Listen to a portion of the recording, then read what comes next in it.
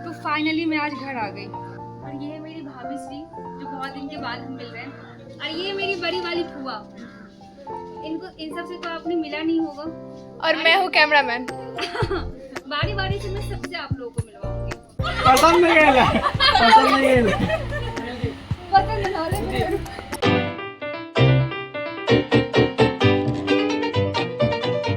तो आज मैं घर आ गई हूँ, और चूँकि कल नौकेश था और आज एकादशा है तो छुट्टी का थोड़ा इशू रहता है, इसलिए मैं आज आई हूँ।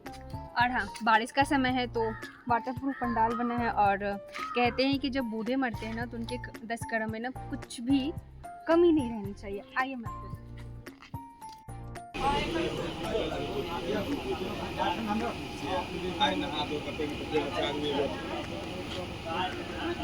हिंदू धर्म में कोई जब मरता है तो उसे एकादशा के दिन ब्राह्मण दान देने का विधि होती है, उसी के लिए ये सारी चीज़ें रखी गई हैं। और साथ ही साथ व्यक्ति की मृत्यु के बाद मृत्यु भोज का भी आयोजन किया जाता है, उसी की ये सारी तैयारियां चल रही हैं।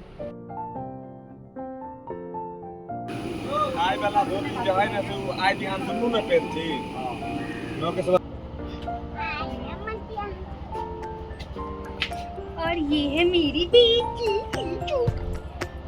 हमारा नहीं चिन्ह, बाकी सबके चिन्ह मिले ना। इधर देखो, इधर देखो गुगलू, गुगलू इधर देखेगी, गुगलू फोन में देखेगी। अरे बाप रे, अरे बाप रे, तू डोडू की तरह शर्मा गई। खाना खाई चल, नाश्ता कर चल, बढ़िया खाना कर गया। तो मैं अभी खाना खा के आती हूँ तो अपनी बेटी को खिलाऊंगी। चलो सोचो, चलो।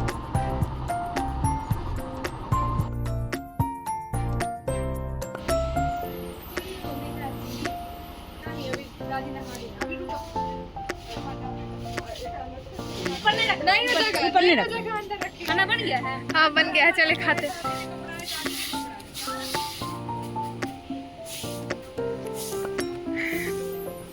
तो हम लोग जा रहे हैं खाना खाने, और हम लोग खाना खाएंगे क्योंकि बहुत जोर से भूख लगी हुई थी।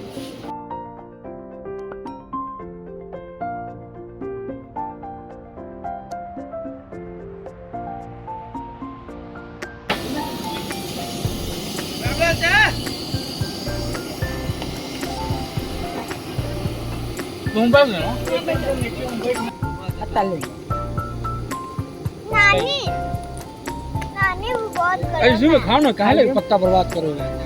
खाओ। नमक कम बुझा है सब्जी में, तो हम तेज खाती है। पानी उठ जा डिम्पी दी, कितना खाइबे, उठ जो। हो गया, अब उठ गई मैं। ले बोले तो उठिए दे।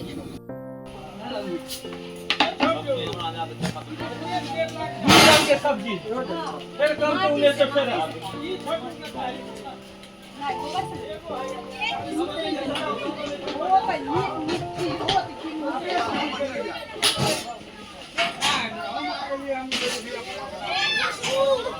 आप लोग सोच रहे होंगे ना कि ये खाना कहाँ ले जाया जा रहा है।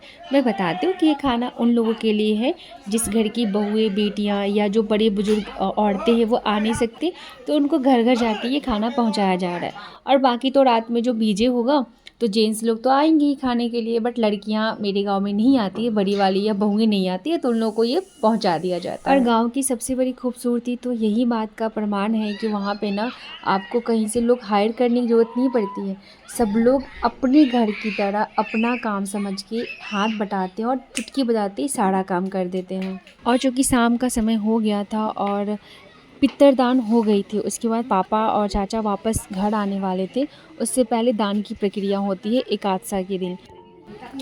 अभी बाहर में ना दान हो रहा है, तो आज एकादशा है ना, तो एकादशा का भी दान होता है। तो यहाँ पे बाहर मैं आपको दिखाती हूँ।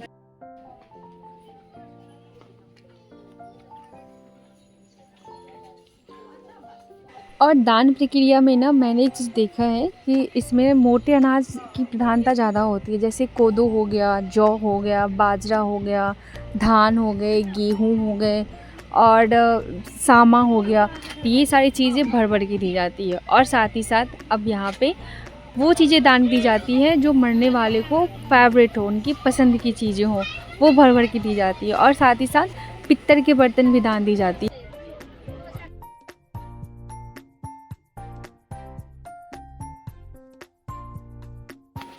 और पापा चाचा जैसे ही पिंडदान करके आए तो यहाँ पे दान की प्रक्रिया शुरू हो गई है। और ये प्रक्रिया कहते हैं कि बहुत ही महत्वपूर्ण होती है। दान की प्रक्रिया ब्राह्मण को इसलिए किया जाता है ताकि मरने वाले की आत्मा को कोई कष्ट ना हो और वो शांतिपूर्वक परलोक जा सके, ऐसा गरुड़ पुराण में कहा गया है। गरुड़ पुराण में जो एक सबसे बड़ा दान की बात की गई है वो है गौदान। कहा जाता है कि आत्मा को परलोक में एक बैतरणी नदी पार करनी होती है। अगर उनके परिजनों ने गौदान की होती है तो वो आराम से गाय की पूंछ पकड़ के उस बैतरणी नदी को पार कर लेते हैं, अन्यथा उस नदी को पार नहीं कर पाते और उन्हें बहुत सारे कष्टों को झेलना पड़ता है, बहुत सारी यातनाएं झेलनी पड़ती हैं। वैसे मैं कर्म कांड और बाह्य आडंबर को प्रमोट नहीं करती, बट वही वाली बात है ना कि जब आप अपने माता पिता से प्यार करते हो तो मरने के बाद उनकी हर एक एक इच्छाओं का ना ख्याल रखने के लिए हम मतलब भावुक विभोर हो जाते हैं। हमें लगता है कि अरे यार ऐसे कैसे नहीं कर सकते, इतना दिन तो उन्होंने हमारे लिए किया, इतना उन्होंने हमारे लिए किया है, अब अगर मैं उनके लिए कुछ नहीं कर पाया तो फिर इस जीवन का क्या ही मतलब है। और यही रीज़न है कि मनुष्य जो है वो मोह माया में घिर के वो सारी चीज़ें करता है जो शायद नहीं करनी चाहिए बट करते हैं। हम भी करेंगे, सब करेंगे। ब्राह्मण भोज, ब्राह्मण दान वगैरह वगैरह ये सब चीज़ें तो वैदिक सभ्यता से ही चलती आ रही हैं और आज तक विद्यमान है और आगे भी रहेंगी। क्योंकि सारी क्रियाएं तो ब्राह्मण द्वारा ही कराई जाती है, तो ऐसे में अगर ब्राह्मण भोज न करवाया जाए तो कहा जाता है कि मृतकों की आत्मा पे ब्राह्मणों का कर चढ़ जाता है। और ये गरुड़ पुराण में भी लिखा गया है कि मृतकों की आत्मा को मुक्ति नहीं मिलती और उन्हें बहुत कष्ट भोगने पड़ते हैं, इसलिए ब्राह्मण भोज बहुत ज़रूरी होता है।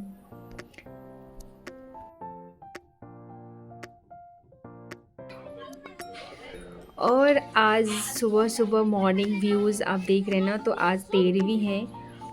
के लिए मैं ही नहीं सोई थी, भाभी भी सोई हुई थी और मेरी गुड़िया रानी भी सोई हुई है। वैसे भी बच्चों के सोने का कोई समय नहीं होता। जैसे घने बच्चे होंगे उनको अच्छे से पता होगी। और ये कभी दिन में सोएगी, कभी 2 बजे, और इसके सोने का टाइम ना सुबह के 4 बजे से है ना। देख रहे हैं कितनी सुकून से सोई है।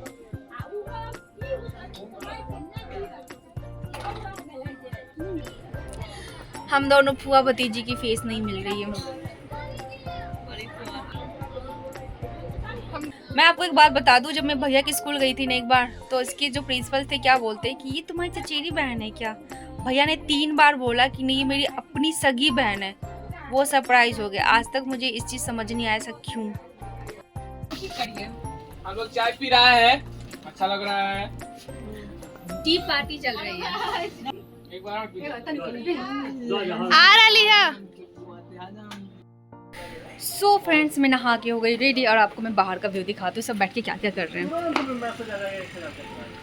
अपने लिपस्टिक लगा चला लब हमरा किसे में लग हाय बोलो सबके सब। चुप। हाय हाय हाय हाय हाय हाय हाय हाय। तो ये मेरे सारे कजन जो बैठ के बस बकैती कर रहे हैं और कुछ नहीं। ये ओम बाबू, हेलो फ्रेंड, चाय पी लो और लगा लो। और तो गर्मी इस लेवल की है ना कि पंखा का सहारा लेना पड़ रहा है। वो छोटे मोटे नहीं, बहुत बड़ा सा, बट फिर भी नमी इस कदर। एक्चुअली ये कूलर है। एक्चुअली ये कूलर है ना, पता ही नहीं है जो कूलर है। ये ओम बाबू कम, भूम बाबू ज्यादा है। नमस्कार। नमस्कार। भूम बाबू का करना मैं रविश कुमार। मैं रविश कुमार नहीं, रविश चांडिल्य। रविश कुमार। और इधर सबका मकसद से आइए। और आज मेरे दादाजी की अंत्येष्टि का 12वां दिन है और आज के दिन इनकी आत्मा की शांति के लिए भी ब्राह्मण के द्वारा पूजा रखाया गया है।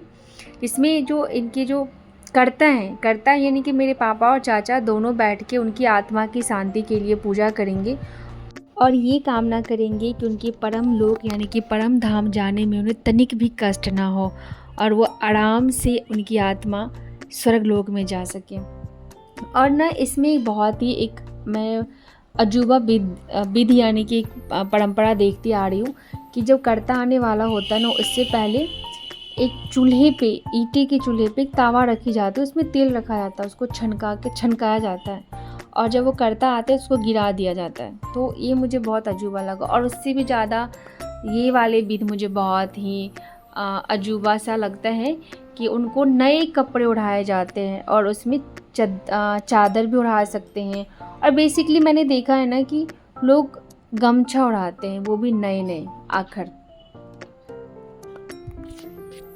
इसके पीछे का लॉजिक मुझे नहीं पता क्या लॉजिक है, अगर आप लोगों को पता होगा तो प्लीज़ कमेंट करके मुझे बताना, क्योंकि हिंदू धर्म में जो भी परंपराएं होती है ना उसके बारे में हम सबको पता होना चाहिए।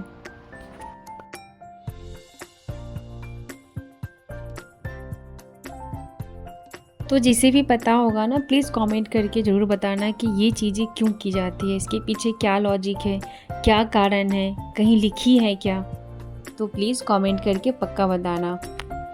और जहाँ तक मुझे पता है ना कि ये जो लास्ट पूजा जो होती है इसके ज़रिए जो आत्मा, क्योंकि 13 दिन तक आत्मा जो होती है वो पृथ्वी पे ही अपने घरों अपने परिजनों के बीच में ही रहती है। तो 13वें के दिन जो पूजा होती है ना उसके वो लास्ट पूजा होती है, जिसके ज़रिए जो आत्मा को ना स्ट्रॉन्ग बना के उसको धरती से उसको परम धाम यानी कि परम लोक में भेजा जाता है हमेशा हमेशा के लिए।